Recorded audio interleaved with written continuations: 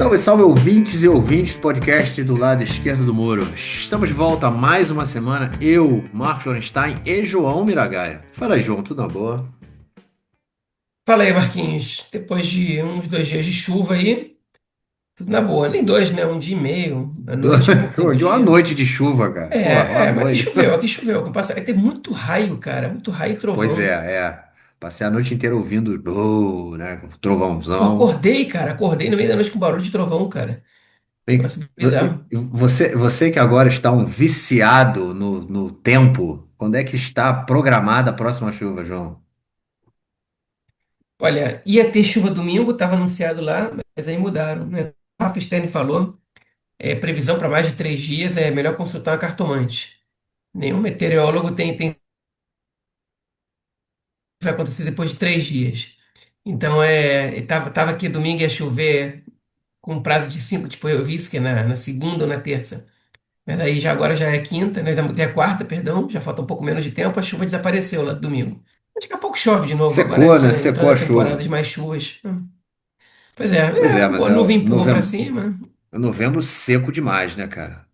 Novembro é muito seco. Agora, sem sombra de dúvidas, também é uma coisa que me veio à cabeça aí nesse dia aí das chuvas e trovoadas, é a situação em Gaza, né, cara? A gente comentou isso também no inverno passado, é, sem sombra de dúvida, e eu vi imagens também, né? Várias, enfim, várias regiões ali onde as pessoas têm suas tendas, parada inunda e questão de saúde, questão sanitária, né, cara? Porra, corpos jogados, espalhados com chuva, com sujeira, com sem esgoto. Pô, tá um caos, né, cara? Enfim, Eu vi, saiu uma reportagem no Ares sobre isso, a gente nem separou para falar sobre isso, mas saiu uma reportagem no Ares sobre a situação na faixa de Gaza, da chuva, né, que os moradores eles estão tendo dificuldade de conseguir material para reconstruir as casas deles, porque Israel não deixa entrar nenhum sim, material de construção, alegando que isso pode facilitar a construção de novos túneis. Então, até que o Hamas seja desarmado, não vai entrar material de construção na faixa de Gaza.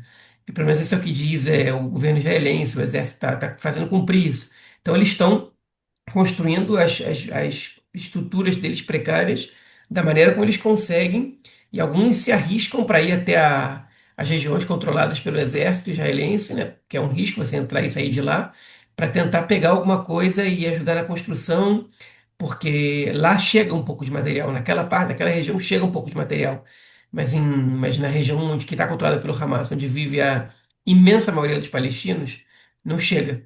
Enfim, e hoje saiu a notícia também, né, que Israel já está começando a preparar espaços no sul de Gaza, eu vi agora no canal 12, para um possível retorno da guerra, caso o Hamas não aceite se desarmar.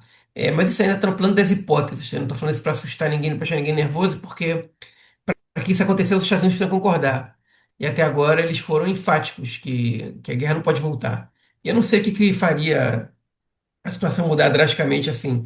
Acho que o Trump pode falar, o Hamas não se desarmou, então pode voltar à guerra, mas o que o Trump ganha com isso? Não ganha nada com isso. Então, não sei se ele tem interesse nisso, não.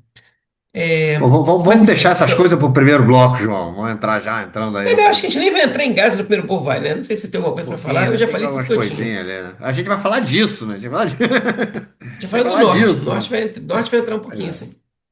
Bom, gente, antes da gente. Vamos fazer então a minutagem rapidinho. No primeiro bloco, a gente, como já é de costume aí, pelo menos nos dois últimos 2 anos, alguma coisa, né? Vamos tratar aí dessa questão da guerra, né? A questão do norte aí é realmente ficando muito séria, escalada, uma escalada muito grande essa semana. Não voltou a guerra, né? Não voltou ainda nenhuma guerra de atrito, né? Que era o que como tinha entre Israel e o Líbano, Israel e Hezbollah no início, né? Logo após 7 de outubro, mas teve uma escalada. A gente vai também comentar aí sobre, enfim, coisas de Gaza que aconteceram, para além do que a gente já falou agora e também da violência na Cisjordânia, que obviamente continua.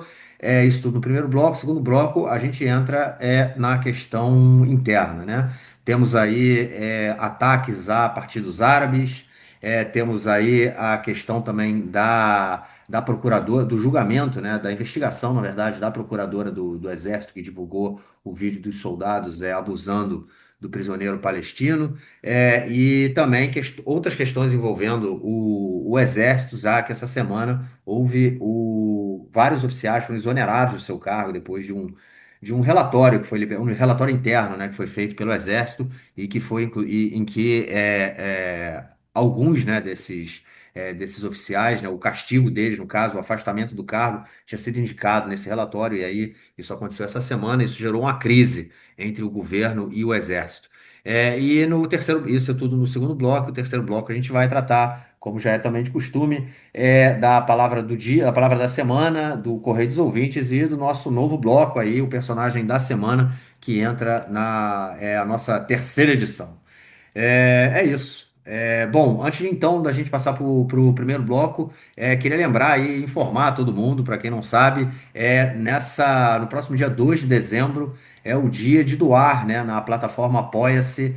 É, quem apoiar o nosso podcast no Apoia-se nesse dia, no dia 2 de dezembro, o Apoia-se não cobra taxa, então, ou seja, o dinheiro vem todo pro nosso podcast, pro nosso projeto, então fica aí o nosso pedido para quem puder, quem puder e não faz ainda, não apoia o nosso podcast, tá aí a dica, no dia 2 de dezembro, esse dia aí de doar, né, no Apoia-se. O link é apoia. O link, né, para a nossa doação, para nossa campanha, é apoia.se/barra do lado esquerdo, tá tudo lá na descrição do episódio. Isso é para quem vive no Brasil e para quem vive no exterior. Patreon.com/barra do lado esquerdo também. Bom, é isso, João. Vamos então para o nosso primeiro bloco para tratarmos de questões da guerra esta semana.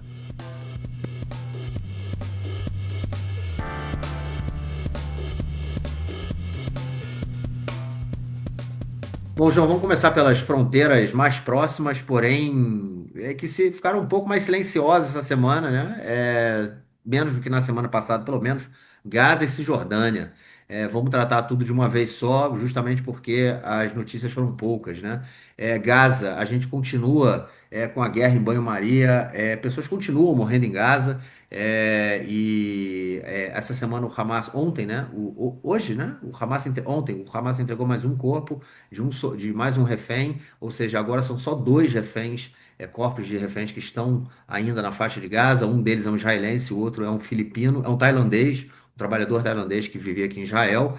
Na verdade, esse número me surpreende bastante, né? Eu falei algumas vezes aqui no podcast que eu achava que a gente ia ter vários corpos que não seriam encontrados e a gente ter agora só dois. Realmente é um número que me surpreende bastante, é bom que tenha me surpreendido, né? Então a gente tem essa situação aí na faixa de Gaza, com ataques daqui, ataques dali, principalmente vindos de Israel, né?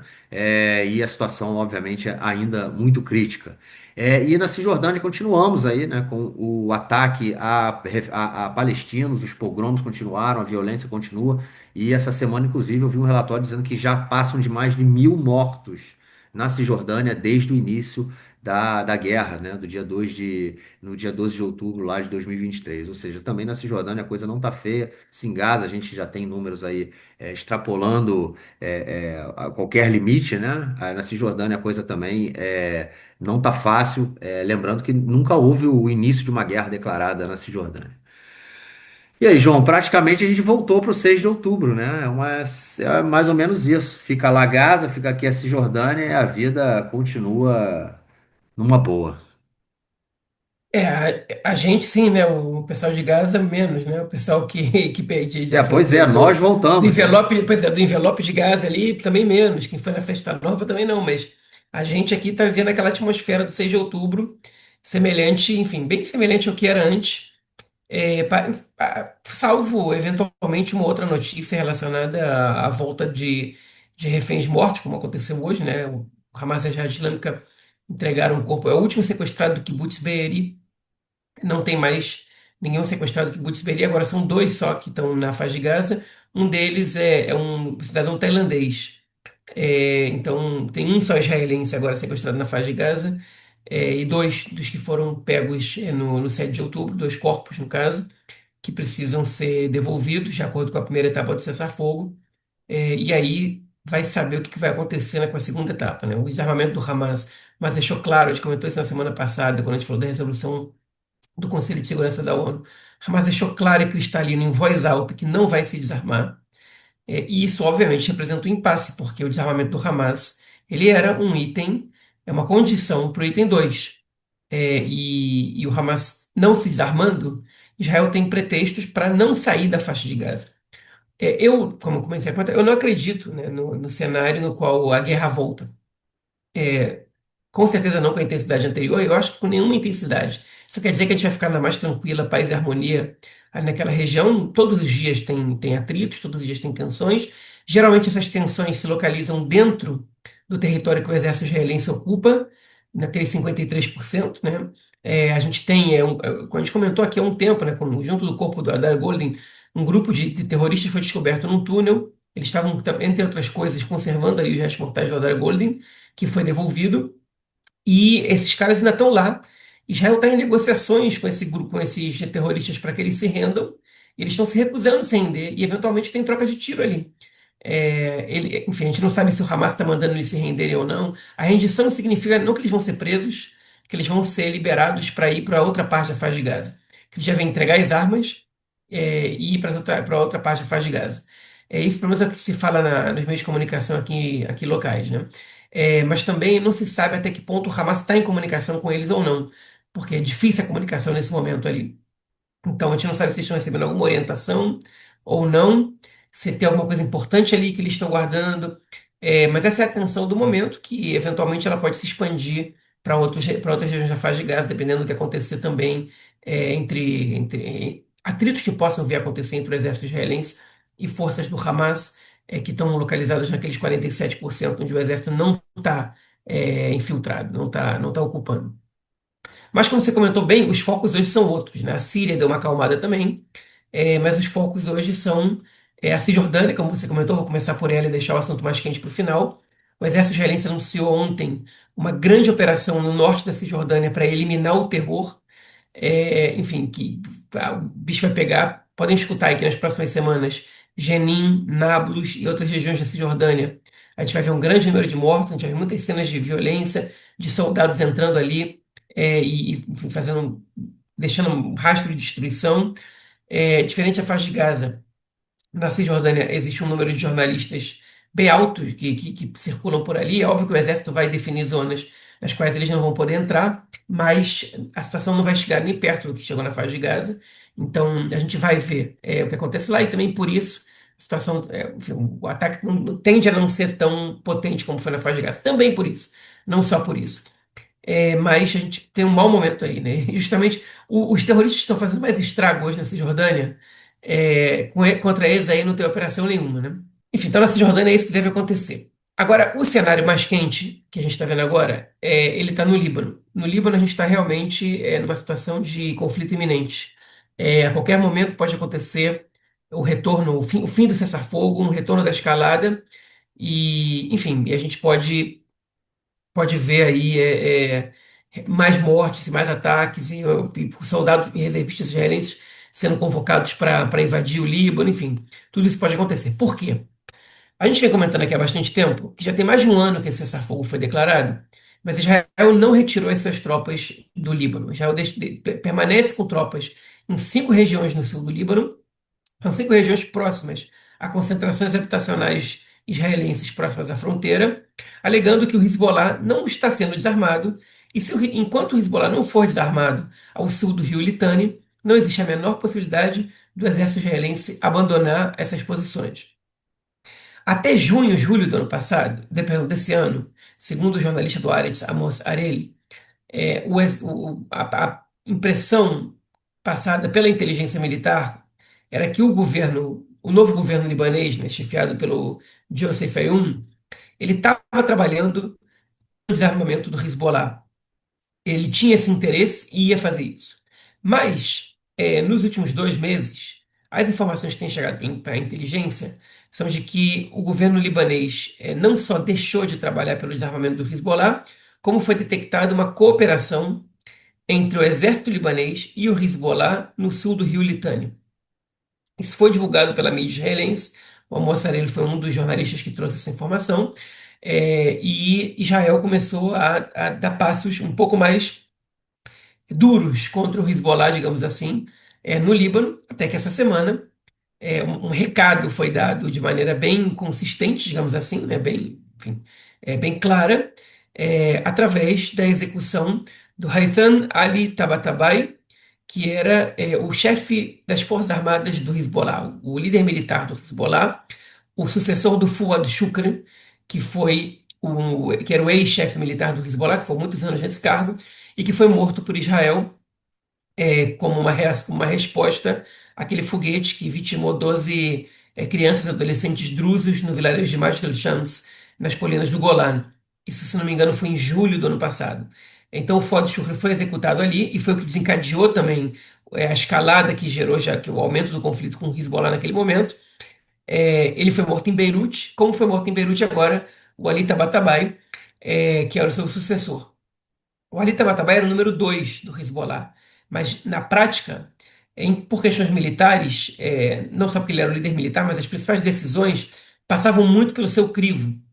Então, é outro golpe que o Hezbollah sofre. O Hezbollah perdeu todo o seu primeiro escalão entre agosto e outubro de 2024 e está começando a se reconstruir. E Israel deu um outro golpe, pelo menos político, no Hezbollah, não só político, né, mas também matando o Tabatabai. Outras 5 pessoas foram mortas e houve 28 feridos. E esse ataque foi em Beirute. Se eu não me engano, esse foi o segundo ataque israelense a Beirute desde o cessar-fogo. Ou seja, Israel concentrou seus ataques ao sul do rio Litani. Não tinha feito nenhum ataque a Beirute. O próprio cessar-fogo não prevê o desarmamento do Hezbollah total ao norte do rio Litani. Isso prevê, na verdade, a resolução do Conselho de Segurança da ONU de 2006, do fim da Segunda Guerra do Líbano. Mas os termos de cessar-fogo atuais não prevêem o desarmamento total do Hezbollah, somente ao sul do rio Litani. E o controle do exército libanês sobre todo o território ao sul do rio Litani. Enfim, e esse ataque a Beirute é um recado. É o seguinte, ele diz o seguinte, ó, se vocês ficarem de palhaçada, a gente vai voltar à guerra e vocês não têm interesse na guerra, a gente sabe que vocês estão enfraquecidos e a gente pode fazer o que a gente quiser aqui dentro do Líbano e ninguém falar nada pra gente. O governo norte-americano disse que não foi informado por antecipação, eu duvido, eu acho que é mentira. Israel não faria um ataque desses em Beirute sem a autorização dos Estados Unidos, mas obviamente que os Estados Unidos não podem autorizar um ataque israelense publicamente, não podem dizer que autorizaram esse ataque publicamente em Beirute contra um país aliado, contra um governo aliado, e num termo de cessar-fogo que foi bancado pelo próprio Estados Unidos, né? Então, eles não podem reconhecer isso em público, mas provavelmente eles aceitaram essa demanda israelense para bombardear Beirute, e agora o Hezbollah fica numa sinuca de bico. E o que eles podem fazer? Se eles não respondem, é uma demonstração de fraqueza tremenda, porque eles não responderam nada que Israel fez desde outubro do ano passado. E essa demonstração de fraqueza é muito ruim para eles, inclusive no cenário interno no Líbano. Se eles respondem atacando Israel, eles caem na armadilha do Netanyahu. O Netanyahu ele está louco para terminar o trabalho.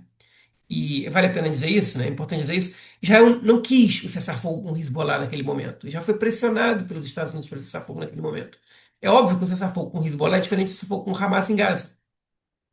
Israel tem menos controle do que a comunidade internacional pode fazer, da pressão que pode ser feita sobre o país. Por isso que aquele confronto durou muito menos e foi muito menos mortífero. Mas Israel não queria aquilo, o Netanyahu não queria aquilo. E agora ele está vendo uma oportunidade de voltar. Então, se o Hezbollah ataca Israel, e principalmente se ataca Israel com potência, ele vai tomar um golpe ainda mais forte do que tomou em 2024, mais forte porque o Hezbollah está muito enfraquecido. E eles ficam entrando numa situação de que ou ataca e pode se ferrar, ou não ataca e pode se ferrar no cenário interno. E aí a hipótese que o Mossad está levantando é que a retaliação do Hezbollah vai ser feita contra representantes israelenses ou da comunidade judaica fora de Israel. Que aí eles não colocam em risco o território libanês de uma maneira geral. Obviamente que os seus ativistas, seus militantes, seus terroristas fora do país fora do Líbano, vão passar a ser alvos e vão ser caçados pelo Mossad, mas aí é um terreno no qual eles não têm tanta desvantagem assim quanto eles têm no confronto direto entre Israel e Hezbollah, aqui no Líbano, né? O governo libanês não quer de jeito nenhum uma guerra, então eles também estão pressionados por esse ataque israelense, porque eles sabem que se o Hezbollah responder, eles podem ver uma guerra, e esse não desarmamento do Hezbollah é também porque o governo libanês quer evitar uma guerra civil. Eles têm trauma de guerra civil, tiveram 15 anos de guerra civil entre 75 e 90, uma guerra devastadora. O Hezbollah surge nesse contexto. Então, também é uma forma de colocar pressão sobre o governo e dizer para o Hezbollah o seguinte: ó, vocês vão ter que ceder, ainda que seja temporariamente, saia de lá, entrega as armas, deixa a gente ocupar e vê o que vai acontecer no futuro. Mas agora vocês vão ter que sair dali. Só que o Hezbollah não quer assumir essa derrota, né? Então a gente está nesse impasse aí. Eu acho que a gente pode voltar a ver um cenário de violência e de escalada, mas eu tenho minhas dúvidas de que se o Hezbollah vai cair nessa armadilha, porque eles não caíram até agora. Mas alguma coisa eles vão precisar fazer, porque eles não podem ser derrotados desse jeito sem resposta nenhuma, né? Quando eu digo isso, é seguindo a lógica. Você, quando você toma porrada e não responde, principalmente para um grupo jihadista, né, desses que usam o terrorismo, que são radicais e que tem que provar força para a população, para que eles mantenham, para que eles mantenham seu apoio intacto, ou pelo menos em alta, eles precisam mostrar alguma dose de força. E essa é a sinuca de bico na qual eles estão. Foi uma jogada inteligente do Netanyahu, porque é popular para ele fazer um ataque desse contra o Hezbollah. E vai ser ainda mais popular se o Hezbollah responder e ele retaliar. Ele retaliar sobre a resposta. Então, enfim, agora a gente tem que ver se o Hezbollah vai agir de maneira convencional ou não convencional, se eles vão ter sucesso ou não no que eles tentem fazer. Enfim, e o cenário está aberto. É uma sinuca de bico aí que realmente está o Hezbollah agora, né? Fica muito ruim também para o Hezbollah, no caso, se, vamos supor, a resposta viesse de milícias iraquianas ou dos Houthis, né? Tipo, ó, eu não tenho o que fazer aqui, então o meu primo me defende, né? O meu amigo mais forte vai mandar ali, vai responder por mim, né? Então, o Hezbollah realmente fica nessa situação. E é mais uma escalada, eu acho que no momento também, né, que esvazia um pouco Gaza, pode virar os olhos aí também para a Cisjordânia, como você falou da questão dessas novas missões que estão sendo programadas aí para já estarem acontecendo acontecer no período próximo aí na Cisjordânia, o que, enfim, a gente sabe o possível, qual será o resultado? Violência, destruição e nada, né? A continuidade da ocupação e nada vai mudar, né? Eu acho que esse plano de Gaza, com toda essa morosidade e tudo mais, eu acho que está mostrando que é aquela coisa que eu comentei no início, trocar a roda com o carro andando é muito difícil, né? E eu acho que as pessoas estão muito perdidas, né, no que vão fazer, e o Hamas está ali, e a cada dia que passa o Hamas se fortalece mais em qualquer construção, qualquer coisa que esteja acontecendo em Gaza, seja para distribuição de alimentos, seja para conseguir organizar a entrada de ajuda humanitária e fazer negociação, o Hamas continua se fortalecendo, né? Ele se fortalece enquanto o interlocutor. E é isso. Então é realmente um futuro muito, muito estranho, né? O que se escreve por aí. Tudo esquentando, e só uma informação que eu vi, eu tinha visto, se eu não tá, aqui, que de acordo com a organização B'Tselem, né, na faixa, a organização de direitos humanos, a principal organização de direitos humanos aqui em Israel, que trata, né, da questão do conflito, eles dizem que desde o dia 10 de outubro, né, que foi quando entrou aí o cessar-fogo em vigor, 345 palestinos já morreram, já foram mortos aí em ataques israelenses e 889 foram feridos. Desses 345, 119 são menores. Então, como eu falo, como eu venho falando, né, é a guerra em banho-maria, né? A gente continua com esses ataques, da mesma forma que tem o Líbano. O Hamas, inclusive, falou, né? A gente não quer ser, a gente não vai aceitar ser o novo Líbano, né? Ou seja, essa liberdade que Israel tem de chegar, atacar território libanês e é isso aí, vida que segue, o Hamas falou que não vai aceitar isso. Vamos ver se eles vão ter força para impor alguma coisa também, mas tá tudo realmente muito obscuro, né? A gente não tem muita clareza do que vai acontecer. Continua, na minha opinião, sem estratégia, sem pensar o futuro, o que que a gente quer, o que que o governo quer. Tá todo mundo empurrando com a barriga, né? É mais ou menos que de voltar para o 6 de outubro, né? Tem lá a ocupação, tem lá a faixa de Gaza, a gente vai vivendo, vai empurrando com a barriga. Um dia a gente resolve e vai que vai. É o cenário que a gente vem acompanhando por aqui. Bom, é isso, cara. Acho que a gente já deu tudo aí que tinha que dar sobre a guerra essa semana, né? Em todas as frentes que agora a gente tem, né? Não tem mais os Houthis aí, não tem mais o Irã, mas ainda tem essas outras. Vamos então para o nosso próximo bloco para tratar da frente interna essa semana.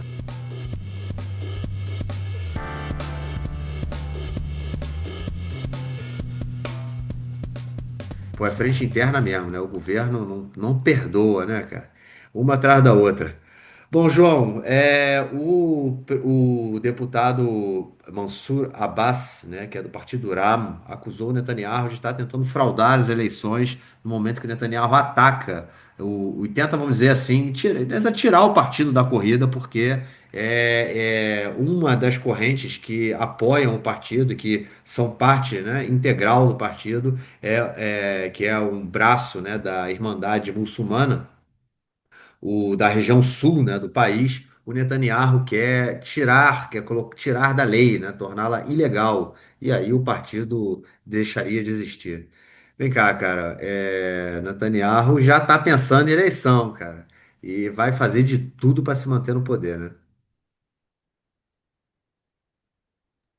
Nunca deixou de fazer, né? Eu achei curioso, né, que essa semana o Eduardo Bolsonaro publicou um tweet marcando, acho que 7 ou 8 líderes aí da extrema-direita global, né? O Trump, o Milley, o Bukele, a Marine Le Pen, dizendo que eles podem ser os próximos, né? Então, assim, abram um olho aí e marca o Netanyahu também, né? Para atuar, para liberar o Bolsonaro.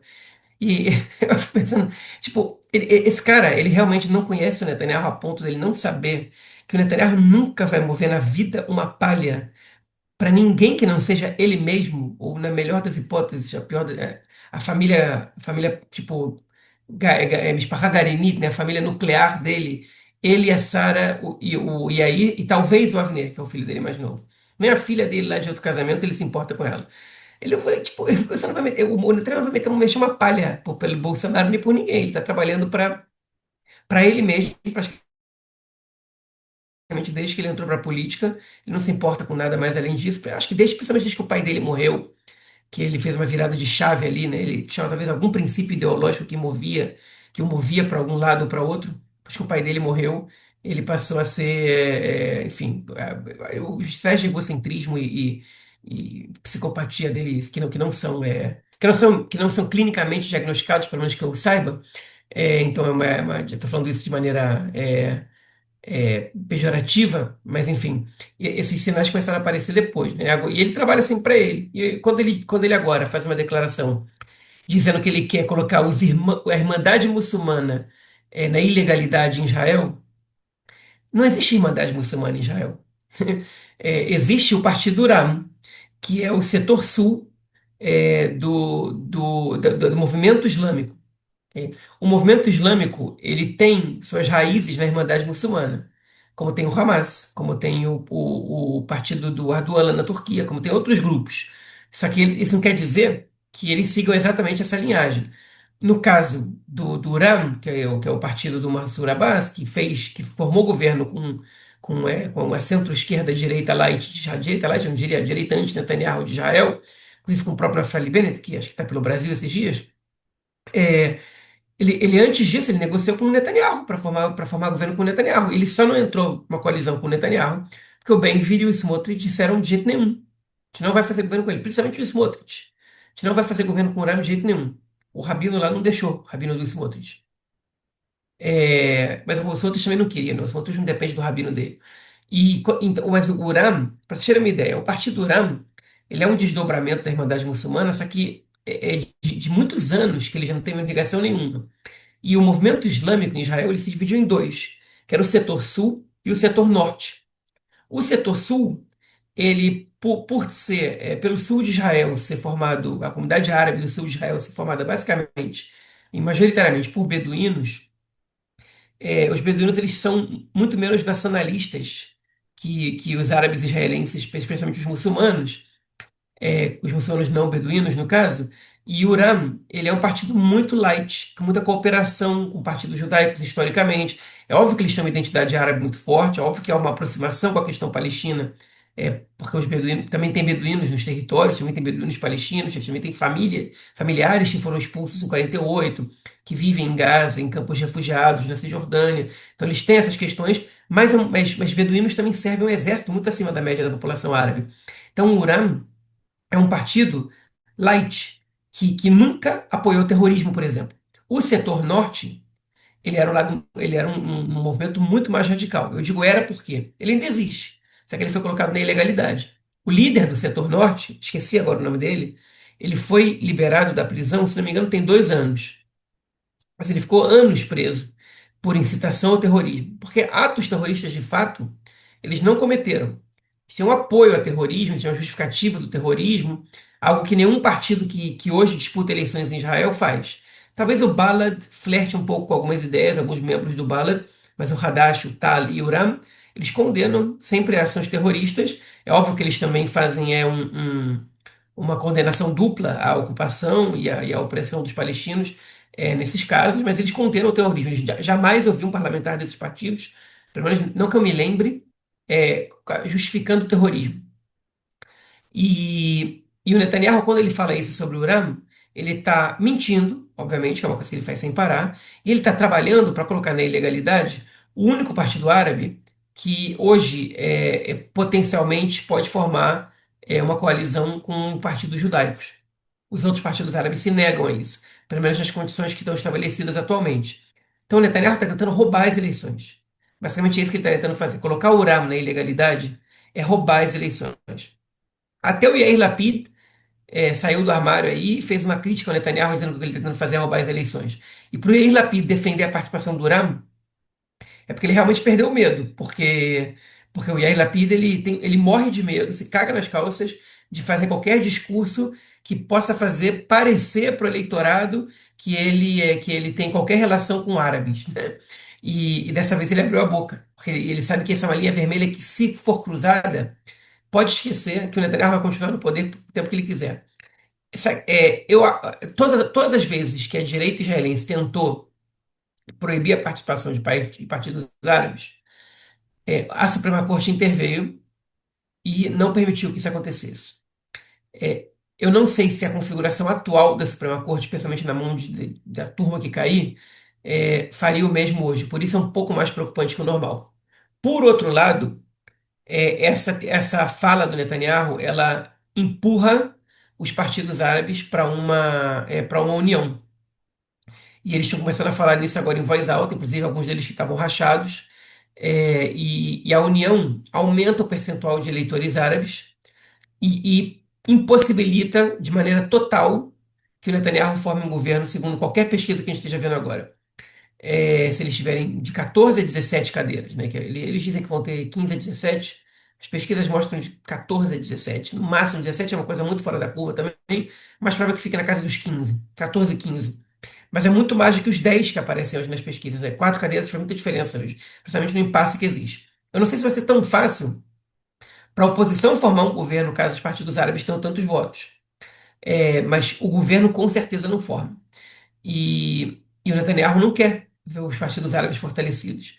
Então ele está tomando essa atitude, isso é perigoso também para ele, porque se ele elimina um partido e disputar eleições, ele pode provocar a junção de todos os outros e que as pessoas que eram filiadas a um partido específico se filiem a outro para disputar as eleições, ou criam um partido novo, ou o que quer que seja. Então, enfim, esse é o cenário. Mas é aquele cenário de sempre, né? De violação da democracia, de ataque às minorias, especialmente às minorias árabes, para poder se manter no poder. Não é nem por um projeto da extrema-direita. Isso, se a gente estivesse falando do Ben-Gvir, do Smotrich ou de outros membros do Likud, eu até diria que em prol de um projeto da extrema-direita. No caso do Netanyahu, não. É para se manter no poder e não ser preso. É isso, né? O cara vai. Usar de qualquer método que ele puder usar. Democracia não é importante para ele mesmo, ele vai excluir as minorias e vai continuar com a caça aos árabes, né? Porque começa aí pelo Uram e depois continua, né? Ele já não gosta muito, né? Então vai só aumentar. E assim, e o eco desse tipo de medida, né, dentro da sociedade israelense é um eco positivo, muito positivo em determinados setores, né? Como a questão da lei, pena de morte, né, para terroristas, também tem muita gente que apoia. Inclusive, essa semana eu vi duas mães, né, de alunos que estudam no colégio dos meus filhos, uma delas falando, essa lei é um. Eu fiquei sabendo dessa lei, eu sou contra, porque ela diz que é pena de morte, mas pena de morte só para os árabes. O que que a gente faz com os terroristas judeus? E uma outra falando, não tem problema nenhum com isso, eu acho que os árabes têm que ser mortos mesmo. Ou seja, são leis que é uma lei que ela gera uma série de debates, né? Eu acho que pessoas que eram críticas ao governo, elas vão assumir já uma postura, e outras que já podem também ir para o outro lado e achar que, enfim, é isso mesmo, mesmo sendo crítico ao governo, eu acho que é uma política correta, né? Então, a gente tem esse tipo de política que o Netanyahu vai fazendo para continuar com racha e para continuar incitando contra tudo que acontece aqui na sociedade israelense. Isso fortalece ele, o caos é positivo para ele. Inclusive, sobre essa questão aí da pena de morte, essa semana também. A gente viu uma série de instituições, organizações, né, de médicos aqui em Israel se colocando contra, né, essa lei da pena de morte para terroristas. Eu acho que isso é muito positivo. Esse tipo de voz surgindo aí na sociedade israelense, como a gente já teve em diversos casos também, no caso do campo de Teiman, né, que o Médicos Sem Fronteiras, a própria B'Tselem, que eu citei ainda há pouco, a gente tem uma série de organizações de direitos humanos aqui em Israel que vem denunciando tudo que aconteceu, né? Inclusive também o jornalista Yuval Avraham, enfim, fugiu um pouco do tema, mas voltando aí para a questão do Netanyahu, vai fazer de tudo para continuar no poder, continua incitando, acho que o caos é importante para ele, e é isso, né? Começa pelo Uram, começa pelos árabes e depois, amigo, vai até o fim. A gente sabe como essa história começa, mas nunca sabe como ela termina. Bom, João, vamos para a próxima, cara. A próxima notícia do nosso podcast é a seguinte, cara. O presidente da Suprema Corte, o juiz Amit, ele falou para o Yariv Levin que não vai aceitar a indicação do que o Yariv Levin fez para o juiz que vai chefiar aí a investigação no caso da Ifat Tomer Yerushalmi, né? Aquela procuradora, ex-procuradora do Exército, que vazou o vídeo dos soldados abusando, né, torturando, abusando aí de um prisioneiro palestino. Só fazendo uma recapitulação, gerou, logo depois do caso, né, ficou uma discussão muito grande de quem deveria fazer a investigação. O Yariv Levin era contra que a procuradoria fizesse isso, a procuradoria falou que poderia fazer, enfim, entrou em discussão, e aí a questão foi para o Supremo decidiu que não decidir, mandou que as duas partes chegassem a um acordo, as partes não chegaram a um acordo, e aí, enfim, o Supremo decidiu, falou que o Yariv Levin poderia nomear um juiz, não precisaria ser a Procuradoria, poderia nomear um juiz, mas colocou ali uma série de critérios, né, para quem seria esse juiz, não somente nomear um juiz, né, um juiz com alguns critérios aí, um deles, inclusive, era não ter nenhuma preferência partidária, né, vamos dizer assim. E o que o Levine fez, né? Ele simplesmente escolheu um juiz, né? Um cara chamado Yosef Ben Remo, que era, enfim, não era funcionário público, né? Era um cara aí, um juiz que já aposentado, ou seja, o Levine não seguiu as ordens, né? Propostas apresentadas e sugeridas ali pelo Supremo, simplesmente indicou o cara que ele quisesse, e agora o presidente do Supremo, o juiz Amit, falou: não, você não vai indicar. A crise continua e a incitação com o Supremo também continua, né, João? Pois é, mas o Supremo engrossou um pouco a voz depois de baixar, de dar para o Levin uma liberdade tremenda e um direito de escangalhar tudo, esquincalhar com eles. Agora, de repente, eles resolveram dizer: não, mas aí você não pode ir, né? O Levin, bom, não quero, não vou, pensei numa expressão meio suja, então não vou falar ela aqui agora. Mas basicamente o Levin ele meteu a mão na bola dentro da área. O Suprema Corte fingiu que não viu. Aí o Levin foi bater o pênalti e queria bater o pênalti com a mão. A Suprema Corte falou: não, não, bater o pênalti com a mão aí você também não pode, né? Já te deu um pênalti roubado para você bater aí, mas com a mão não pode, tem que bater com o pé. E o Levin não aceita, ele quer bater o pênalti com a mão. É assim que funcionam as coisas. As regras do jogo ele cria de acordo com a sua vontade. E o Yitzhak Amit, presidente da Suprema Corte, que a gente comentou semana passada, ele tinha que aprovar a indicação do Remo, do juiz indicado pelo Levin, porque no caso de ser um juiz aposentado que não é funcionário público, essa indicação tem que passar pelo crivo do presidente da Suprema Corte. No caso do Remo, esse cara está envolvido com partidos políticos, ele tem claro conflito de interesse ali, com o Likud, inclusive. Claríssimo conflito de interesses. E aí o Yitzhak Hamid disse: não, cara, isso aqui não pode ser. Foi mal aí, Levin, mas aí tu perdeu a linha. E o Levin, antes do parecer da Suprema Corte, ele já indicou: esse cara vai ser. Pode começar a investigação com ele. E aí o Hamid falou: não, não vai não. E é difícil demais para um juiz, mesmo que o Levin fale, ele vai ser sim, eu quero ver você me parar, porque o Levin, de comentou semana passada, ele não reconhece o Yitzhak Hamid como presidente da Suprema Corte.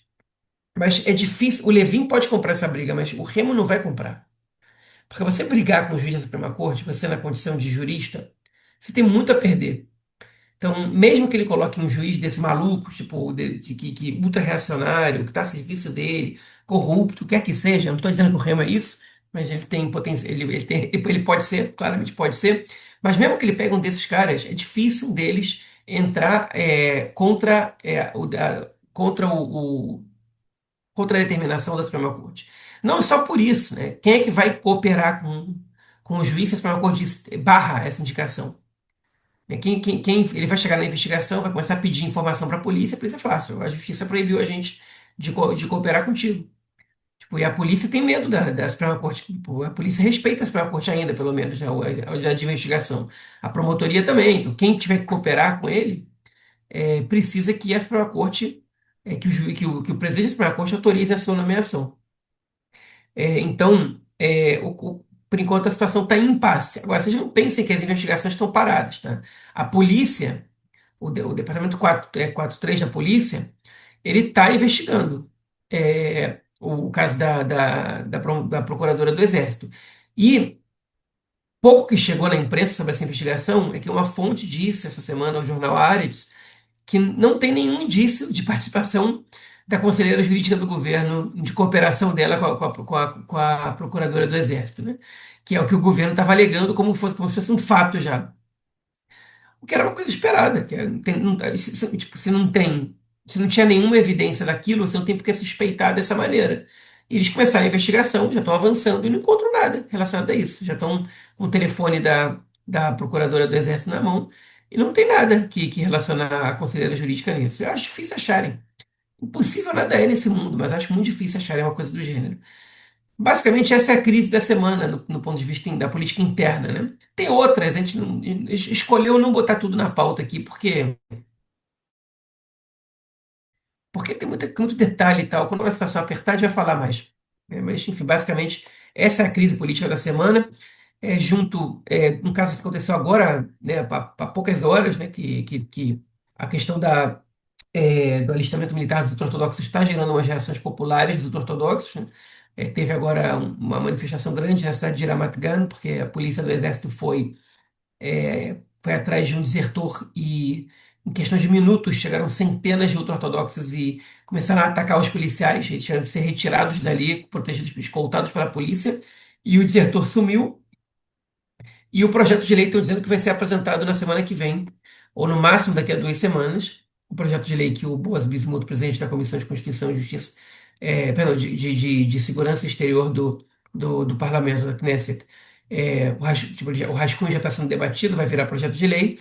Não tem aprovação do Conselheiro Jurídico do Parlamento, ou seja, isso vai à votação já com uma fragilidade. E pelo jeito, o Netanyahu deu sinal verde para que isso vá à votação. Isso quer dizer que ele muito provavelmente tem maioria para aprovar essa lei. Se ela depois vai ser colocada em prática ou não, são outros 500. Mas, enfim, essa foi a grande notícia, mas, tipo, pelo menos fique relacionada à política dentro do parlamento. Mas a gente tem uma outra aí, que, né, para comentar já já, que é um pouco fora do parlamento. Pô, tu falou aí, né? Tem é a crise aí com os ultra-ortodoxos, é a crise com o Ram, é a crise com o governo e o sistema judiciário, é a crise atrás de crise, né, cara? A gente não sai de crises, cara.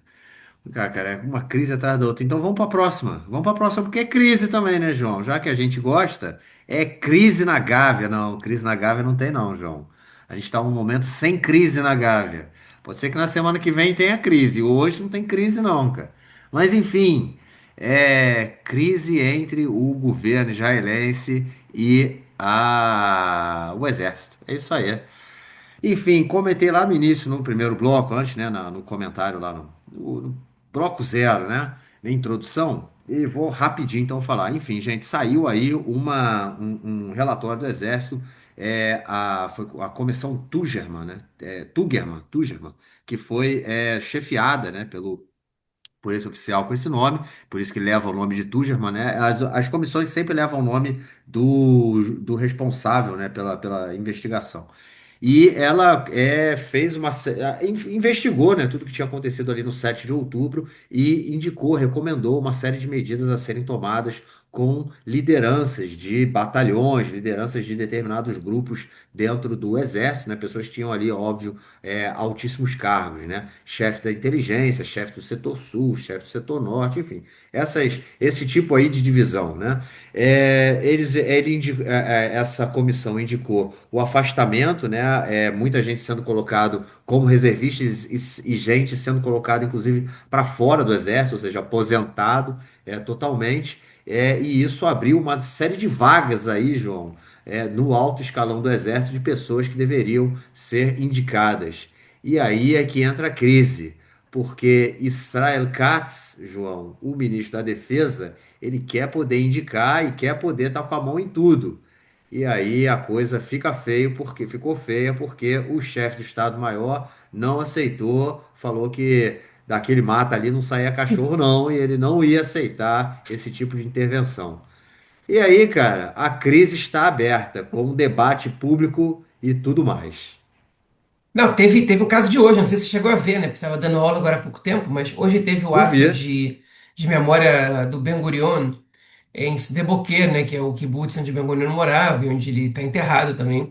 E houve um ato ali e o chefe das Forças Armadas, ele fez um discurso, né? Enfim, o Ben Gurion, né, ele é muito tratado em Israel como um grande exemplo de liderança pela quantidade de decisões que ele teve que tomar enfrentando grandes dilemas, né? E, o Eyal Zamir, ele disse que se espera de uma liderança que assuma responsabilidade, inclusive sobre os seus fracassos, e que tome decisões sem pensar na popularidade, na política, e sim pensando no que é melhor para todos. Que ele deu, foi uma cutucada que ele deu no governo, uma cutucada ali feroz, tipo, que eu achei. Porque você não pode descolar isso de que eles estão no meio de uma briga pública. Ok? Como você comentou, essa comissão Turgeman, ela foi montada pelo Artsy Halevi, é uma comissão somente interna para avaliar detalhes técnicos do Exército. Ela apontou uma série de falhas relacionadas ao 7 de outubro. O Artsy Halevi já tinha renunciado, ele não quis demitir ninguém naquele momento, ele achou que não era conveniente, porque ele também era parte do problema, né? Ele era a liderança do Exército no 7 de outubro, então ele não podia sair demitido oficial e ele ficar lá. Então ele optou por não demitir ninguém. Alguns foram renunciando com o passar do tempo, inclusive ele. E o Zamir, ele chegou, ele falou: bom, acabou a guerra agora, chegou o momento de eu dar uma limpa aqui nas pessoas que foram condenadas e nas pessoas que foram que o relatório aponta que o seu trabalho foi mal feito, que eles tiveram falhas graves ali no 7 de outubro. Porque nem todo mundo teve falhas graves, né? Tem gente que fez o que podia, tem gente que não ficou comprovado que tinha informação e não atuou da maneira correta, mas os membros de alto escalão ali, a maioria deles está, de uma forma ou de outra, envolvido com o fracasso. E o Erzamir, ele demitiu alguns oficiais da alta patente, inclusive da reserva. Ele proibiu alguns, por exemplo, o Aron Haliva, que era o chefe da Aman, que é a inteligência militar, no 7 de outubro, que é aquele cara que a gente supunha que estava em Eilat, né? Ele disse que não estava em Eilat, que estava em outro lugar, mas com o telefone desligado. Perdão, que ele estava em Eilat, mas não estava com o telefone desligado. Embora tenha muitos relatos de pessoas que tentaram falar com ele na madrugada do 6 para o 7 de outubro e ele não atendeu, né? Esse cara ele foi demitido da reserva do Exército. Ele não está disponível mais nem como reservista para ser convocado, né? Ele é desautorizado a atuar como reservista, por iniciativa do Elis Amir. Mas nessa onda, a gente tem duas coisas que tem que chamar a atenção. A primeira é que o Elis Amir, ele trocou oficiais e ele promoveu outros. Porque você não tem vácuo no exército, né? Você está tirando gente de alta patente que tem que tomar decisões importantes, que tem que assumir responsabilidade, você precisa de oficiais. Essa é uma das questões. Isso é prerrogativa dele. Ele nomeia oficiais. Mas o Israel Katz, ele vem do mundo do que a gente chama em Israel de jobbing, que vem da palavra job em inglês, né? De dar trabalho para as pessoas, de dar a boquinha, né? De dar boquinha para os companheiros lá do Likud, para os amigos, para os eleitores, para a base, para o filho do prefeito lá que consegue voto para ele, né? E ele quer fazer a mesma coisa no exército. Não só pela boquinha, né? No caso do Katz, eu acho que é pela boquinha, mas no caso do Likud especificamente, é também para controlar o exército. E o El Zamir, ele já está meio puto com esse negócio, com essa intervenção o tempo todo do Katz e do Likud no seu trabalho. E ele falou: eu não vou nem avisar para o Katz, porque eu já sei que ele vai querer se meter, eu já vou anunciar as pessoas que vão assumir os cargos e ele que venha para cima de mim. Só que o Katz, ele não está ali para brincadeira. O Katz está ali para poder chamar alguma coisa de sua, né? E o Katz, na semana passada, ele foi humilhado pelo Netanyahu porque ele está tentando levar crédito demais sobre as coisas que acontecem no Exército. E o Netanyahu fez questão de dizer, com relação à segurança, nenhuma decisão é só de vocês. Não tem essa eu instruir. É tudo, é o primeiro-ministro que é o chefe que toma as decisões. Estão entendendo que a mensagem de comunicações não pode. Então, assim, o Katz está humilhado já pelo primeiro-ministro e não quer ser humilhado pelo chefe das Forças Armadas. Então, o que que ele fez? Ele congelou as nomeações. E aí o Yair Zamir ele foi a público e falou: olha, esse congelamento coloca a gente em perigo, coloca o exército a gente numa situação de realmente de perigo militar, porque o exército não pode ficar sem pessoas ocupando cargo-chave. E o Cássio está nem aí. O Cássio não está nem aí. O problema do Cássio não é não entender nada de exército. O problema do Cássio é a má intenção, né? É o que ele quer fazer com o exército. É, e os nomes estão congelados. E o Zamir, ele não está disposto a ceder. E o Cássio também não. O Cássio não vai aceitar que o Zamir indique nenhum nome sem que ele aprove. E ele vai querer indicar alguns nomes dele também. Vai ter negociação para isso. O Cássio é político, um político no mau sentido ainda. E ele vai querer indicar os caras dele ali, de confiança dele. E esse é o impasse de agora. E para piorar, entre todas as demissões, tem um sujeito que chama Shlomi Birner, que é o novo chefe da Aman. Ele substituiu o Aron Haliva, mas ele também estava envolvido no 7 de outubro. Os relatórios não foram muito convenientes para o Shlomi Birner. E o Shlomi Birner, que é o novo chefe da inteligência, ele fez há pouco tempo atrás comentários públicos de crítica ao governo, que o governo não assume responsabilidade, etc. Então, o Netanyahu e o Katz não querem ver esse cara nem pintado de verde na frente deles. E o relatório Turjaman era um excelente pretexto para tirar esse cara. O problema é que o que que o Zamir ele está alegando? Que ele não tem outro.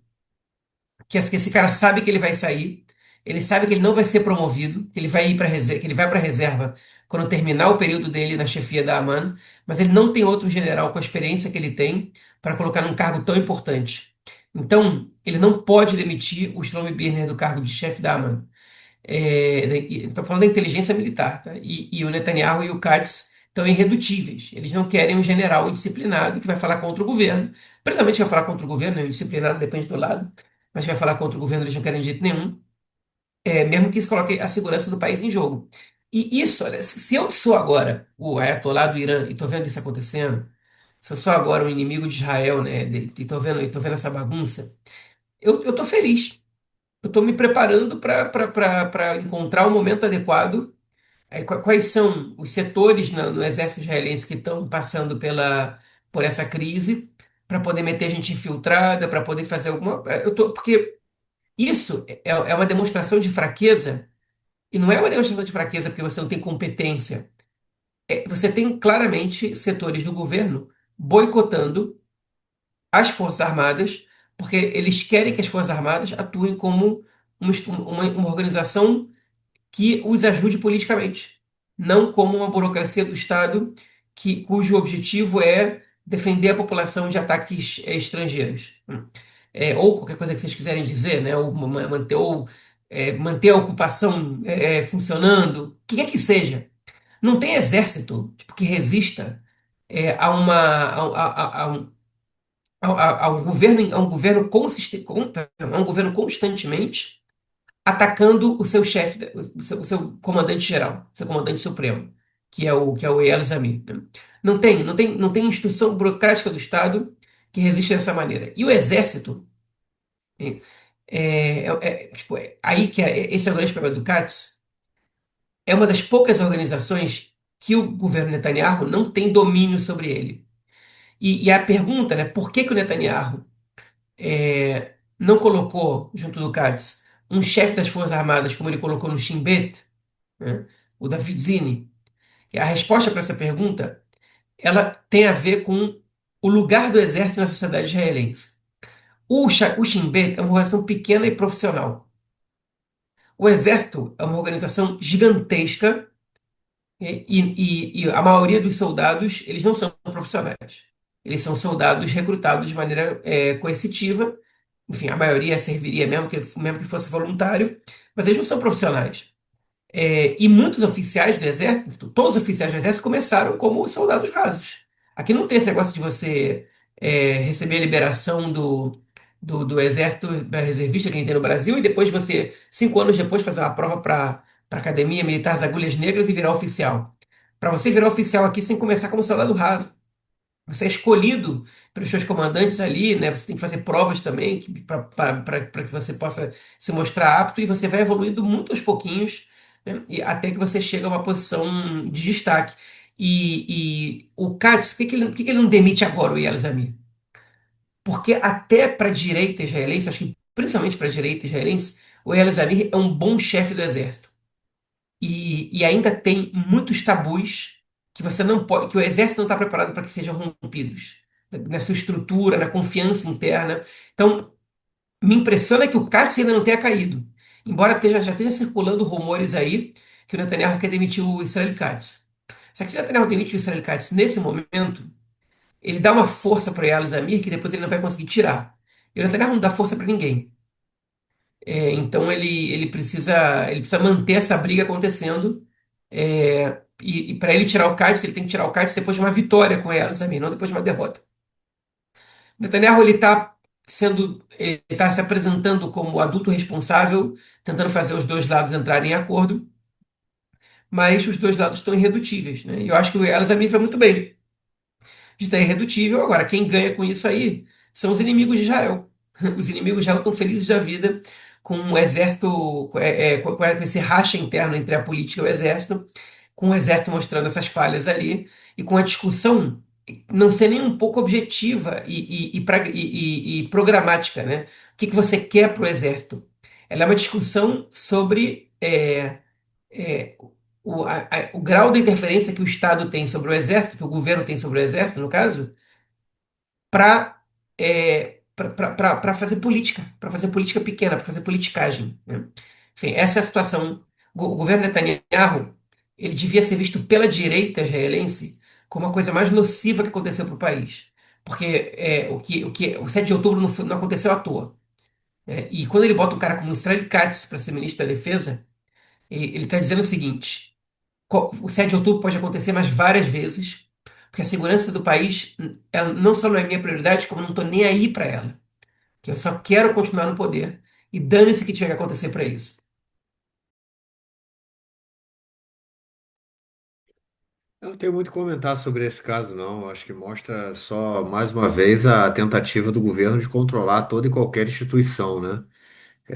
Colocaram qual é o nome dele? Que no chefe do Shabak, né? O Zini, né? Que é David Zinner. um, enfim, o David Zini, né? Que é um, enfim, um cara completamente pô, fora da caixinha, né? Como costuma se falar, e não dá, né, cara? E é isso, os caras querem controlar todas. Imaginem só o nível, né, da rapaziada, chefe.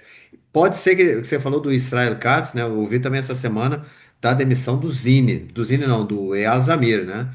Que o Netanyahu, a Sara e o Yair já queriam, já estão lutando aí para, disputando para que ele seja demitido. E o que a gente sabe quando a Sara e o Jair Netanyahu botam alguma coisa na cabeça, isso acontece. Na verdade, foram eles que nomearam o David Zine, né? Para chefe, eles queriam que o David Zine fosse chefe do Estado-Maior, e aí, no caso, colocaram o Zamir, e aí o David Zine ganhou a nomeação do para ser chefe do Shabak. E agora eles querem controlar o resto. É isso, é um governo de autocratas com um bando de inexperientes que estão preocupados mais com foto nas redes sociais e poder e sei lá o que, cara. E vão levando o país pro buraco. Mas vamos que vamos, porque pode melhorar. Bom, é isso, João. Vamos então para o nosso terceiro bloco, para a palavra da semana, personagem da semana, correio dos ouvintes e outras cositas. Mas,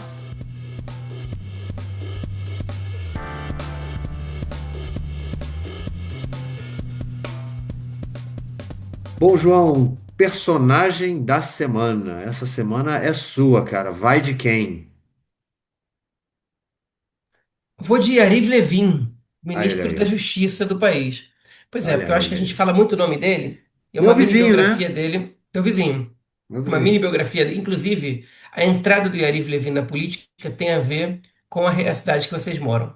É ele E aí. vou chegar lá, pois é. Yariv Levin, ele vem de uma família, família da mãe dele, ela é de combatentes do Etzel, que era a milícia ligada à direita, ao sionismo revisionista, né? Que é a direita sionista ligada. Menachem Begin foi comandante do Etzel, o primeiro comandante do Etzel, o criador, e o primeiro comandante foi o Vladimir Ze'ev Jabotinsky, né? Que, enfim, que é o pai do sionismo revisionista. É bem louco. Enfim, e o Yariv Levin, ele vem de uma família de pessoas que tiveram ali. A família da mãe dele, ela foi de gente do Etzel, e do pai dele também eram ligados à direita sionista, mas não tão militantes. Ele nasceu em Jerusalém, cresceu na cidade.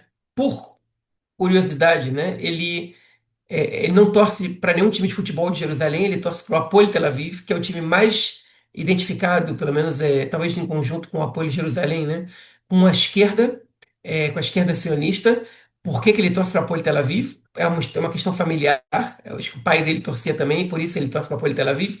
Mas ele já foi xingado pela torcida do Hapoel Tel Aviv algumas vezes. Mas enfim, fechando esse parênteses aí. E ele é torcedor doente do Hapoel Tel Aviv, não é que ele é que torce de qualquer maneira, tipo, é torcedor doente do Hapoel Tel Aviv.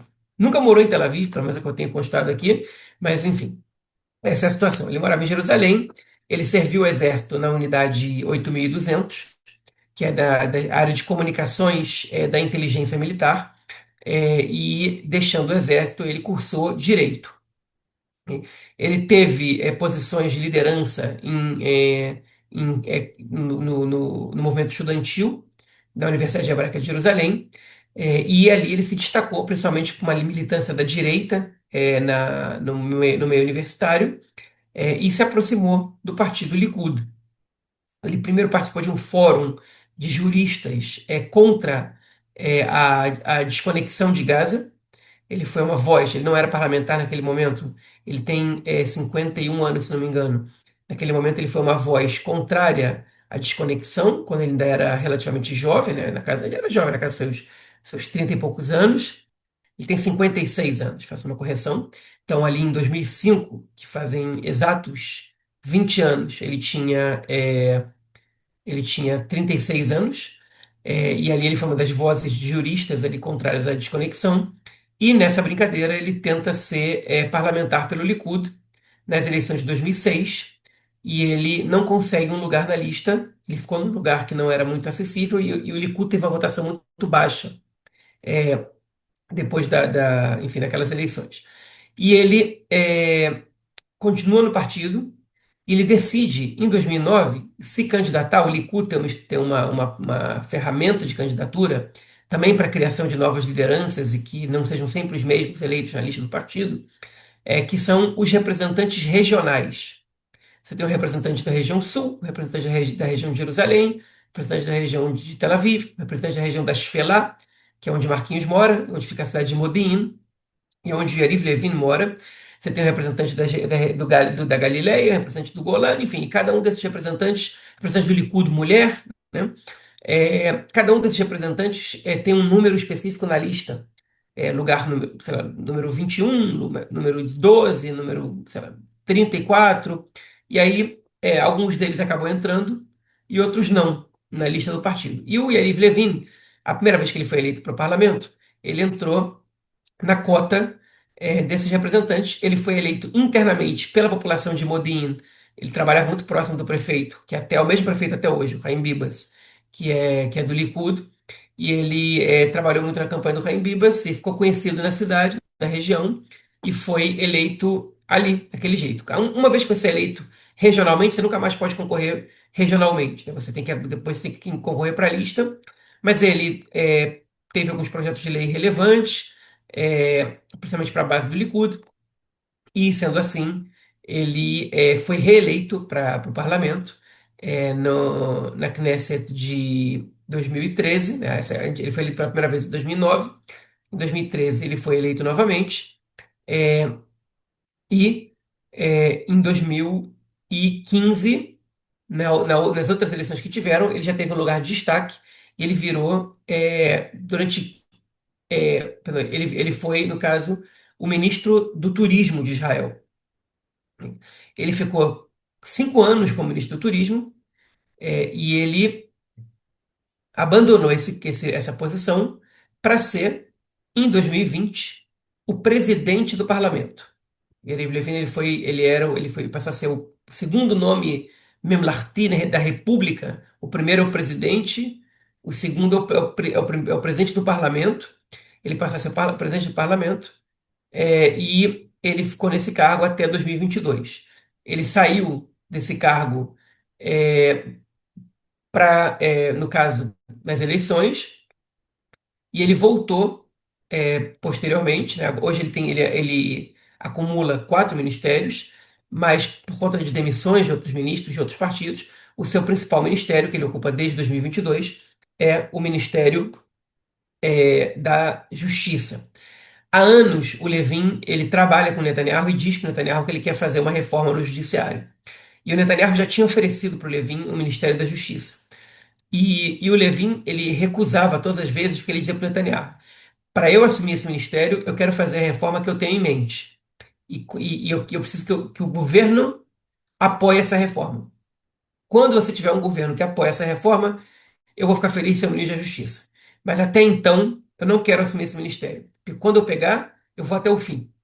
E ele, de fato, assume esse ministério em janeiro de 2023, e ele anuncia nos primeiros dias do novo governo todas as transformações que ele quer fazer, é, todas as mudanças na base da lei israelense que ele quer trazer, o poder que ele quer tirar do judiciário, especialmente da Suprema Corte, uma repasse de poder para o parlamento e para o governo, enfim, que basicamente é um golpe judiciário, né, uma transformação, um enfraquecimento da democracia israelense de uma maneira geral, segundo a grande maioria dos analistas, e também nossa, né, segundo a nossa opinião também aqui, e muito parecido com o que aconteceu em países como a Hungria, como a Polônia, como a Turquia, enfim, e ele seguiu em frente como se não houvesse mundo atrás dele. Vale a pena dizer que esse prestígio todo que ele tem, e essa força que ele tem para poder exigir o ministério que ele quer, deriva de dois fatos. O primeiro, ele é um cara de confiança do Netanyahu, mas não é dos puxa-sacos. Ele é de confiança daqueles caras que o Netanyahu sabe que ele não vai traí-lo, que não vai tentar passar por cima do Netanyahu, porque ele não quer ser primeiro-ministro, ele quer fazer o que ele tem que fazer como ministro da Justiça, era o sonho dele, eram os planos dele ali, ele assumiu esse cargo. E ele também era um cara que foi muito valorizado pela base do Likud. Ele foi o mais votado nas internas do Likud. Ele é o número um, né, na votação para a lista depois do Netanyahu. O Netanyahu ele é eleito e o Netanyahu depois não concorre para a lista do partido, ele concorre só para a liderança. No momento que o Netanyahu é eleito, eles fazem a votação da lista e o Levin ficou em primeiro lugar nas primárias para as eleições de 2022.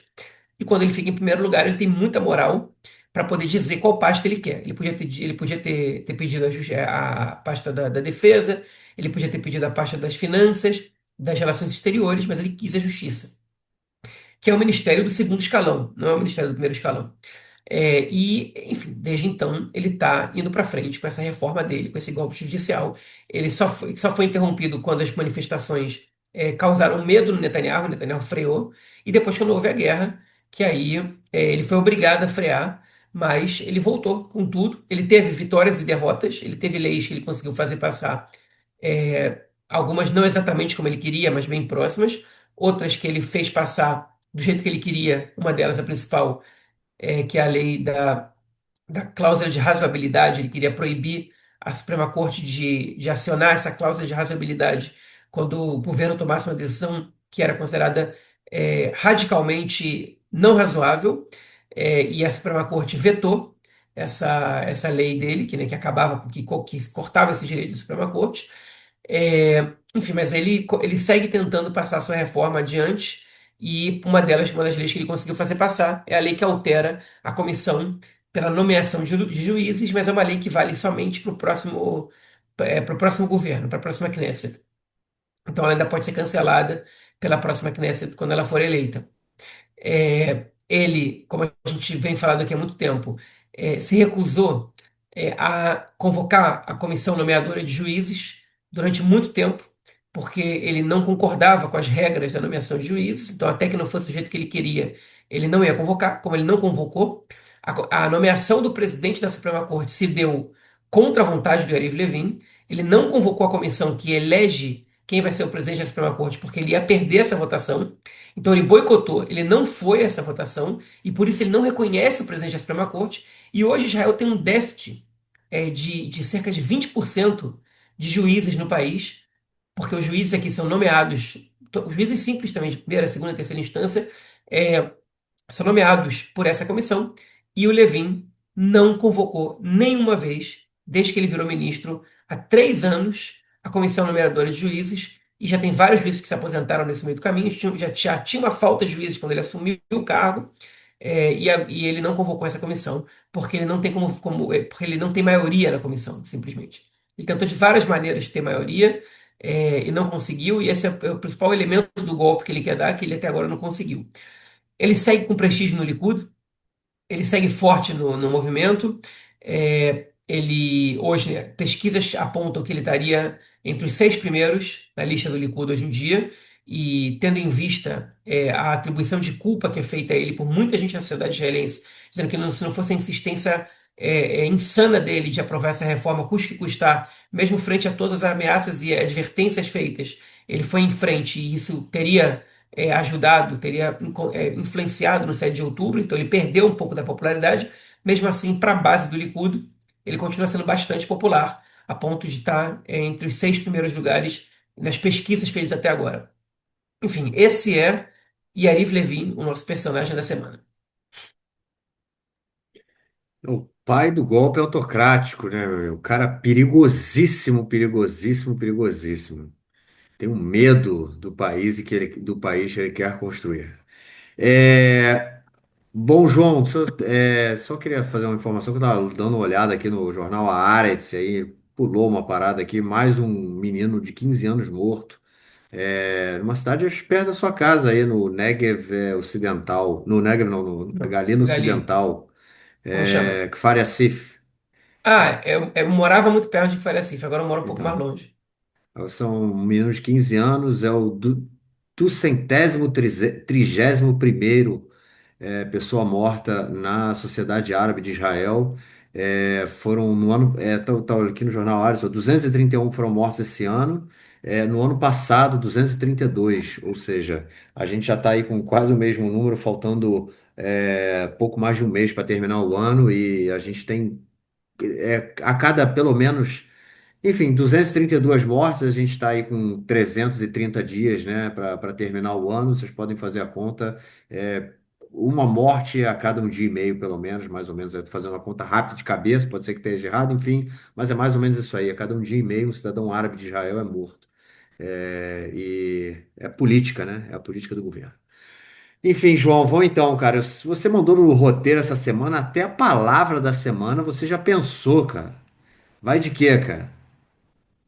Então, eu vou de várias palavras, na verdade, com o mesmo radical. tá? Eu Vai vou de começar com. radical, então. Você vai de Pois radical. é, então eu vou começar pelo seguinte: essa semana, na semana passada, o podcast do Ares de quinta-feira teve uma entrevista muito interessante com dois linguistas sobre a palavra sababa. Não é a palavra da semana. A palavra sababa, a palavra que vem do árabe, e ela, em cada lugar que se fala árabe, ela pode. Primeiro, ela pode não existir em determinados países, por exemplo, acho que ela não existe no Egito, não existe no Iraque, mas ela existe no árabe palestino e ela existe no árabe sírio-libanês.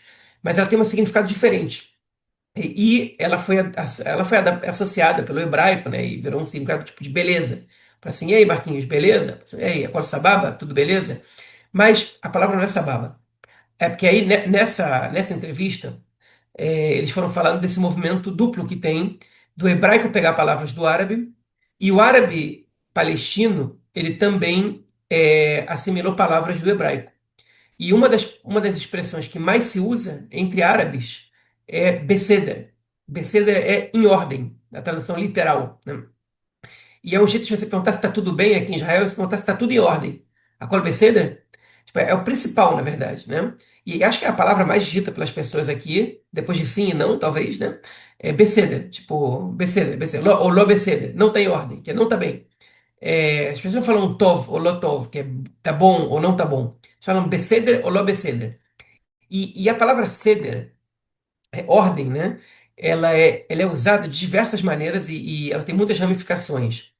Por exemplo, quando você fala, o livro que você leva para rezar numa sinagoga chama de Sidur, que tem o mesmo radical de Seder, né, que é o livro que tem a ordem das rezas. E aí você pode leistader, que é se organizar. E também se virar, né? Fala assim, eu estou trabalhando, sei lá, a professora que trabalha comigo está com o pé quebrado tem um mês. E eu estou tendo que fazer um monte de coisa sozinho, a minha dupla na escola. E as pessoas perguntam, e como é que você está? Está me stader? Tipo, você tá se virando? Tipo, essa é a expressão, né? Então é, tipo, você tem vários caminhos que você pode levar essa palavra. Por exemplo, o jantar que a gente faz na festividade de Pessah é o Seder de Pessah, né? É a ordem de, porque Pessah tem que ser lida toda a Haggadah, todo o livro que conta a lenda de Pessah, e a tradução de Haggadah é lenda, e a gente chama esse jantar de Pessah de Seder de Pessah, né, que é a ordem que a gente faz na festividade de Pessah. Então a gente tem várias palavras, várias ramificações da palavra Seder. O principal uso é o Beceder, né? Tudo em ordem. Mas eu podia aqui ficar falando horas. E se algum ouvinte lembrar de alguma outra possibilidade enfim, da gente usar, é só mandar para a gente uma mensagem e a gente volta nessa palavra na semana que vem. Quer acrescentar alguma coisa, Marquinhos? Não, como você falou, é uma das palavras mais usadas aí, né? Porque é realmente isso, né? Acaba servindo para tanta coisa que é isso. Beceder, ceder, sidu, a coisa toda. Ester, né? Que é Pois é, esder, né? acordo, né? Acordo de Acordo, paz, por exemplo, se esder. fala Esder Medini, por exemplo. É, que é o mesmo radical, né? Uhum. Que mais? É isso, acho que é uma palavra que realmente é um radical, né? Que é realmente muito utilizado. Por exemplo, assassino em série é tipo É, Rotzer Sidrati. Também vem de Sidrate. Seder, Sidrati, tipo, Sidra, que é que é Chitati, que série. também pode. É, pois é, que é assassino em série, né? Então É, pois é, a palavra Sidra para série de Sidra, televisão. série de Exatamente. televisão. Também vem É, de Seder, também vem de ordem, é de verdade. ordem. É isso, tem um monte de ramificações. Bom, João, vamos então para o correio dos ouvintes. Essa semana temos, hein? Essa semana temos Henrique Ai, mandou mensagem sobre os sobrenomes da rapaziada. A galera gostou, curtiu, né? Debate aí de Henrique sobrenomes. mandou várias mensagens sobre isso, mas a gente vai concentrar aqui em uma só. Bem, até porque parte eu respondi para ele no privado. Mas o Henrique ele mandou, na verdade, uma coisa, né, que ele questionou. Ele mandou duas coisas. A primeira é que ele percebeu que vários sobrenomes judaicos asquenazitas, né, eles têm finalizações que remetem à natureza. Por exemplo, o Stein, do Gorenstein, é pedra, né? Não, Berg é pedra, né? Stein é o quê? É pedra? Então Berg É então é outra pedra também, coisa. é pedra. É Berg pedra também é também? pedra. Pois, Stein também é pedra. pois é, ele citou até enfim, algumas coisas. E Wasser também, né? Wasser que vem do Yiddish. Wasser é água, né? É, Wassermann, que é Vata é esse água, apelido é. é homem da água, né? Ele fala que é curioso porque em alemão a maioria dos sobrenomes são por profissões. Aí eu falei que é curioso que ele está falando, mas isso tem muito a ver talvez com sobrenomes askenazitas em ídis.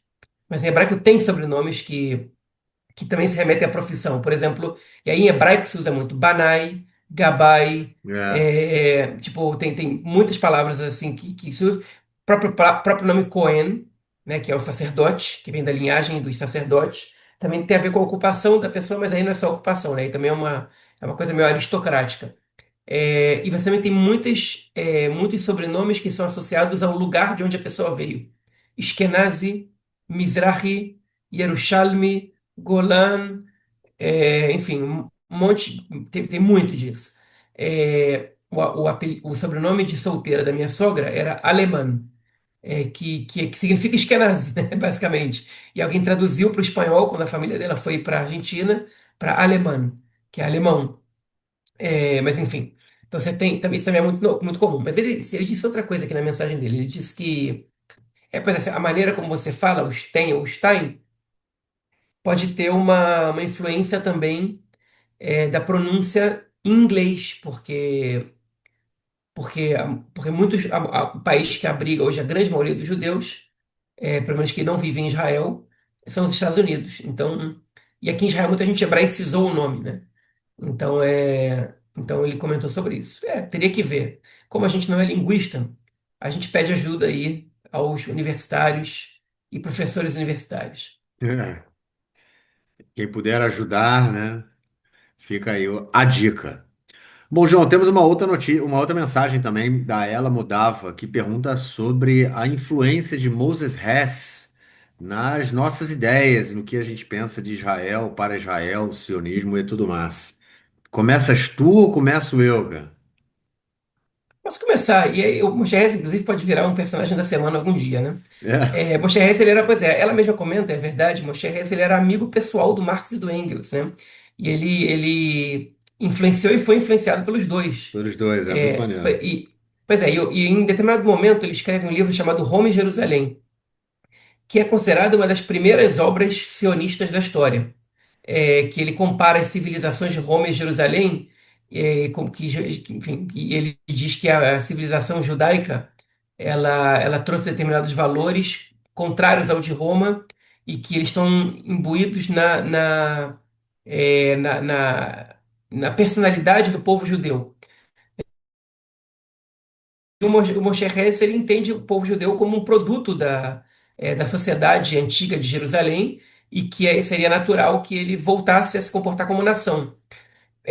Ele poderia ser considerado o primeiro sionista da história, talvez junto com os rabinos Kalish e Al-Kalai, mas ele não criou nenhum movimento.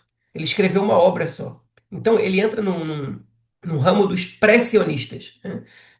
A literatura da obra, a literatura dele é muito interessante, não só sobre o sionismo, mas também. Isso não fez o Marx e o Engels romperem com ele, o fato dele ter essas ideias. É, ou seja, Marx e o Engels não tinham uma posição anti-sionista, até porque o sionismo de fato não existia, mas a teoria do Hess não foi uma coisa que causou espanto, nem que mereceu refutação do Marx e do Engels naquele momento. Enfim, e ele teve uma importância póstuma, né? A obra dele foi descoberta pelo movimento sionista depois que ele morreu. Mas é uma figura muito interessante, né? Eu acho que um dia talvez ele passe a ser o nosso personagem da semana. Eu acho que a relação dele com Marx e com Engels, eu acho que antes de mais nada, é uma coisa muito interessante, né, de ser aprofundada. E eles têm um rompimento, né, justamente quando o Moses Hess ele vai mais para ele rompe um pouco com o materialismo histórico, né, da política marxista, da ideologia marxista, e ele entende que há outros elementos, né, como até a questão nacional, o elemento nacional, né, contribuem e são parte ali da luta de classes e da história, né, como a história se constrói. Né, e aí ele busca, né, um pouco dessa questão dos movimentos nacionais, é aí que ele começa a entender também a importância do movimento nacional judaico. Ele entende que os judeus não teriam como viver na Europa, né, por conta do antissemitismo, que o antissemitismo não acabaria, né, com o fim do capitalismo, no caso, que é a criação de uma nova de uma nova sociedade, né? Depois com a Revolução Socialista, que ele não acreditava que mesmo assim o antissemitismo acabaria, e por isso os judeus deveriam sim construir seu estado na Palestina, né? Ele já indicava isso também, então que é uma coisa realmente coloca ele aí no ramo, né, dos sionistas ou dos pré-sionistas, né? Enfim, é realmente uma figura bem interessante. Bom, Tem peraí, mais um comentário Cassino. que surgiu de última hora, É, pois é, que é do Quinho, né? Que ele comentou a questão do. Ele comentou uma palavra que eu acho que ele, enfim, a gente pode guardar essa para a próxima vez, né? Sobre irmão em hebraico, mas vou deixar para guardado. É uma sugestão, mas ele inclusive comentou do meu sobrenome, né? Que Coates, na verdade, é Cohen Tzedek, né? Eu comentei na semana passada de onde vem meu sobrenome, na semana retrasada, né? Da história da Itália, que Coates, na verdade, é Katz. E CATS é uma abreviação. Na verdade, eu aprendi isso em determinado momento como Cohen Tzadik, não Tzedek, mas Tzedek significa justiça. E a origem vem de Tzadok, que é o filho do Aaron, que é o irmão do Moisés. O Aaron é considerado o primeiro Cohen, o primeiro sacerdote, e o filho dele e a linhagem do filho dele é que faz os sacerdotes. E aí o Quinho ele coloca um negócio que o Cohen Tzedek, no caso, o Cohen Tzadik, seja, ele diferencia os que não são justos, né? Porque você tem que colocar um justo, é sinal que tem aqueles que não são justos. E a verdade é que a gente tem aí algumas explicações históricas para isso, né? Por que que o meu nome não é Cohen, né? Mas sim Cohen Tzadik, né? Por que que não é sacerdote, sacerdote justo? Dizem que na história, em determinado momento, pessoas ricas, mas que não tinham um sobrenome tão poderoso como Cohen, começaram a comprar o título de sacerdote, porque era um título, era uma posição aristocrática, né? O Cohen, eles são aqueles que tomavam conta do tempo sagrado. Era uma classe, em determinado momento virou uma classe corrupta, asquerosa, elitista, né? Eu estou falando dos meus ancestrais. Então eu tenho lugar de fala aqui. Mas algumas pessoas queriam tu é comprar o Cohen, título. cara? Coates, não, eu não sou Cohen porque isso vem de pai para filho. Ah, Mas é. o Coates, ele é Cohen, ele é igual o Ah, Katz.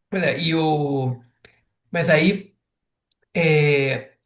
quando as pessoas começaram a comprar o sobrenome de Cohen, aqueles aristocratas que queriam mostrar que eles eram puros, eles colocaram esse tzadik depois, né, para virar Cohen. Não, mas eu não sou Cohen que nem aquele, sou Cohen tzadik. E aí virou Katz, virou essa abreviação. Foi uma das ferramentas que usaram para diferenciar a aristocracia, a nova aristocracia da velha aristocracia. No fim das contas, não serve para nada, porque sem templo sagrado, ser Cohen ou não ser Cohen, não importa, você é todo mundo igual. Com o templo fazia alguma diferença. Sem o templo, tinha lugares que só os Kohanim podiam entrar. Sem o templo, o máximo que faz diferença, se você for religioso, tem algumas rezas na sinagoga que eles precisam de um representante de cada linhagem, e aí chamam um Cohen para rezar lá. Mais uma curiosidade sobre isso, olha só, Marquinhos, isso é interessante.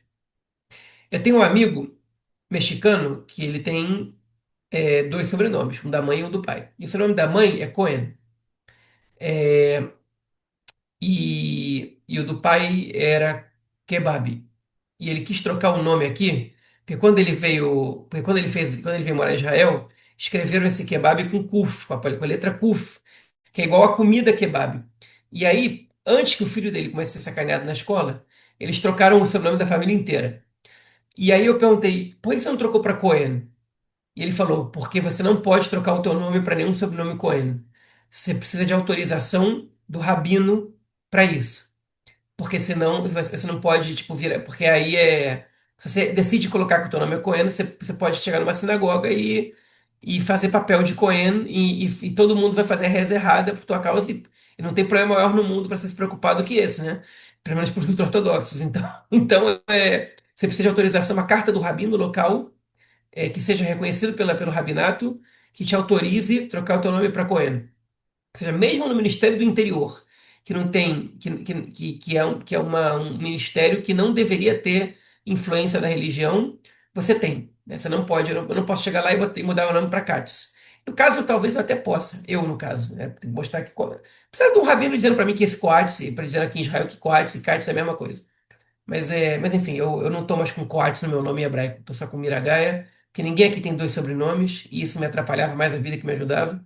Então eu tirei o Coates, só no meu documento brasileiro ele aparece.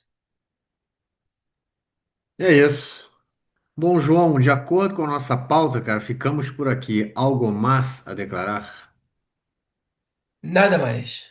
Nada mais a declarar. Então é isso. Ficamos por aqui. Nos encontraremos na semana que vem para gravar nosso próximo episódio. Forte abraço, cara.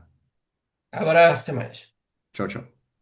Bom, gente, como já é tradição, no final do nosso episódio, nomeamos e agradecemos todas as colaboradoras e colaboradores do nosso podcast. Fica aí, então, muito obrigado pelo carinho, pela audiência e pelo apoio. E para quem quiser e puder apoiar o nosso projeto independente e ainda não faz, é possível fazer pela plataforma Apoia-se, apoia.se/,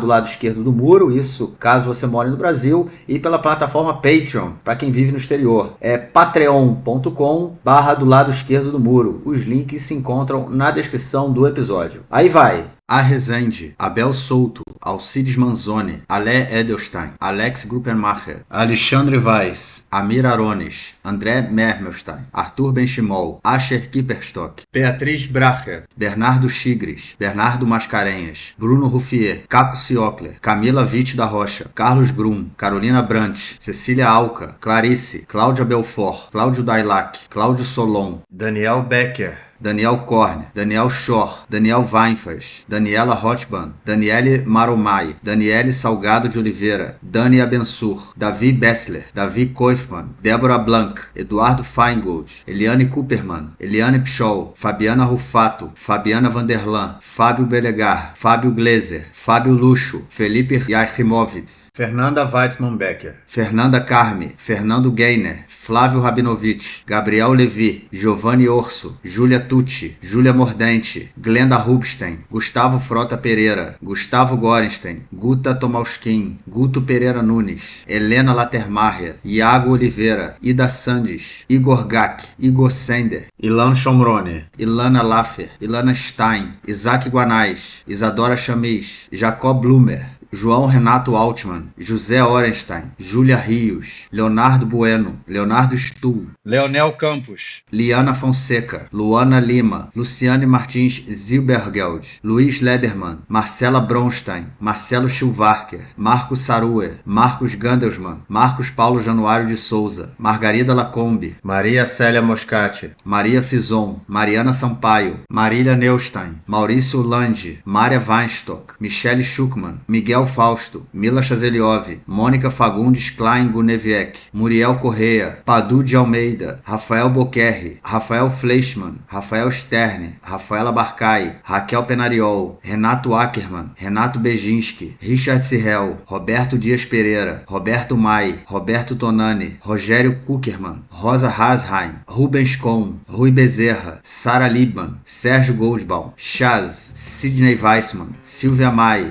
Tatiana Gruberger, o Heider Pires Souza, Vitória Albino, Yael Katz, Yael Heinstein, Yuri Jacob Lumer,